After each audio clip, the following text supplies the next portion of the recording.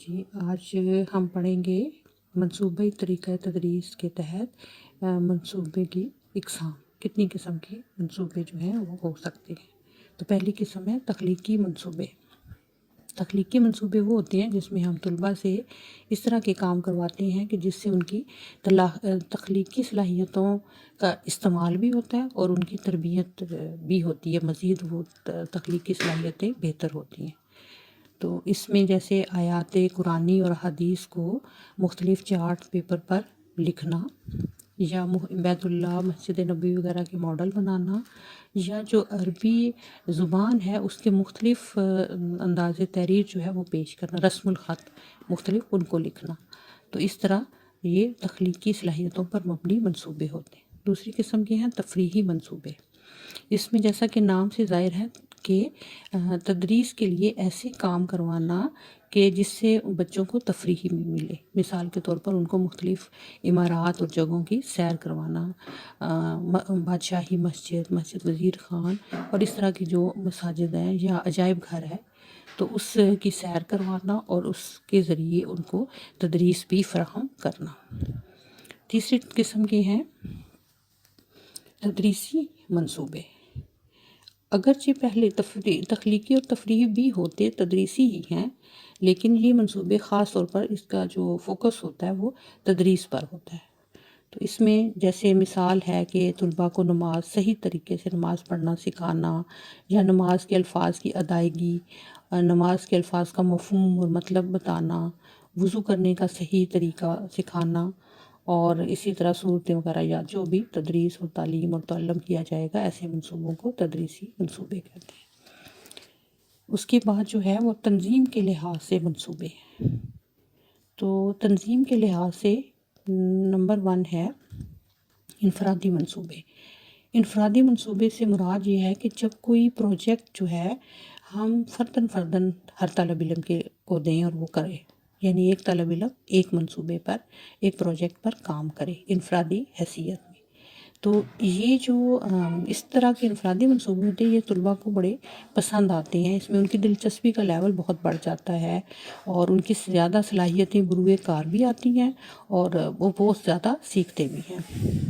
لیکن اس میں استاد کے لیے تھوڑی مشکل ہوتی ہے کیونکہ ہر طالب علم کا الگ منصوبہ ہوتا ہے اور ایک طالب علم کا جو ہے اس پر پھر استاد کو زیادہ توجہ دینی پڑتی ہے، زیادہ محنت اور وقت دینا پڑتا ہے۔ اس لیے استاد کے لحاظ سے یہ تھوڑے مشکل ہوتے ہیں، لیکن طلباء اس میں بہت دلچسپی لیتے ہیں اور ان کو بڑے شوق سے کرتے ہیں۔ اگلا ہے گروہی منصوبے۔ گروہی منصوبے جیسا کہ نام سے ظاہر ہے، اس میں گروپ کی شکل میں منصوبے بنائے جاتے ہیں۔ یا تو پوری ایک کلاس کا ایک منصوبہ بنایا جاتا ہے، یا پھر یہ کہ ایک کلاس کے اندر چند بڑے بڑے گروپ بنا کر ان کو ایک منصوبہ دیا جاتا ہے۔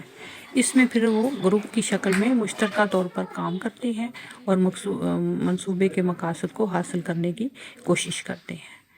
تو یہ دو جو ٹائپ ہیں منصوبوں کی، یہ تنظیم کے لحاظ سے۔ اب ہم دیکھتے ہیں کہ جو منصوبی طریقہ تدریس ہے اس کے کیا فائدے ہیں۔ یہ بڑا مفید اور بہت مؤثر طریقہ تدریس ہے۔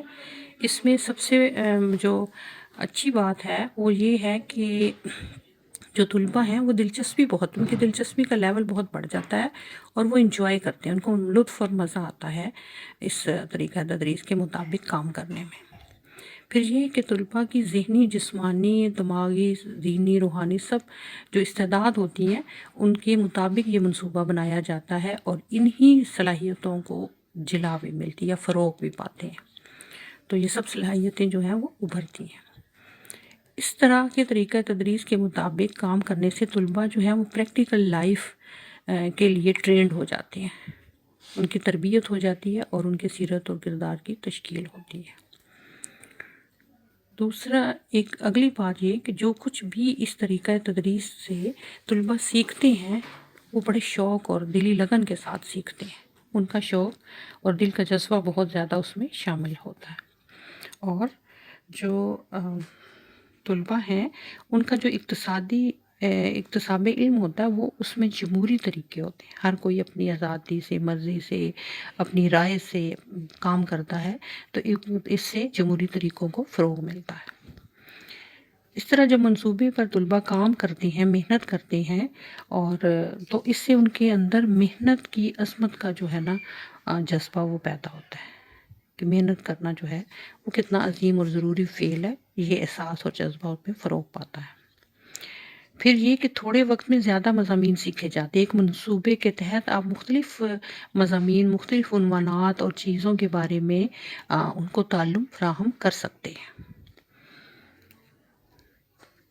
یہ جو منصوبی طریقہ تدریس ہے، اس میں آپ ایک منصوبے میں کئی مضامین کا جو اصول و ضوابط اور نظریات، تھیوریاں وہ ڈال سکتے ہیں۔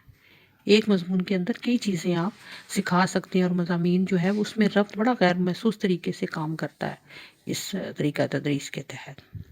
پھر ہر فرد، ہر طالب علم کو اپنی ذمہ داری کا پتہ ہوتا ہے، وہ اس کے مطابق جو ہے وہ ذمہ داری اٹھا کر کام کرتا ہے، تو اس طرح احساس ذمہ داری کی نشو و نما ہوتی ہے، اور پھر قوت اختراع پیدا ہوتی ہے۔ یعنی طالب علم جو ہیں وہ سوچ بچار کرتے ہیں، تھنکنگ کرتے ہیں، ان کو کام کی آزادی ہوتی ہے، جمہوری ماحول ہوتا ہے، تو ان کی جو قوت تخلیق ہے اور ان کا جو تخیل کی صلاحیت ہے وہ کام کرتی ہے، نشو و نما پاتی ہے، اور اس طرح قوت اختراع جو ہے وہ پیدا بھی ہوتی ہے اور بہتر بھی ہوتی ہے۔ تو یہ منصوبی طریقے کے کچھ فوائد ہیں۔